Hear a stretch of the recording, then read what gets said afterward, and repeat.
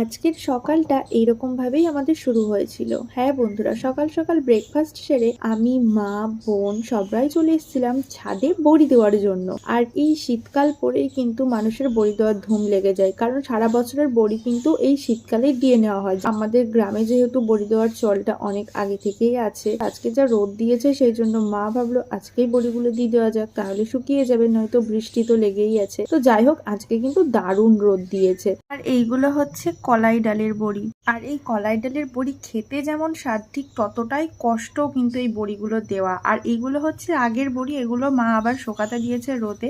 আর এখন আমরা রয়েছি দোতলার ছাদে।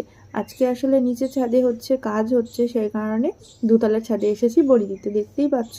আর এতটা রোদ্দুর যে আমি রোদ্দুরে তাকাতে পর্যন্ত পারছিলাম না। এইদিকে তো বড়ি দেওয়া আমাদের পুরো কমপ্লিট। তো বন্ধুরা, তোমাদের কার কার বড়ি খেতে ভালো লাগে অবশ্যই কিন্তু কমেন্ট করে জানিও। দেখা হচ্ছে নেক্সট ভিডিওতে। বাই।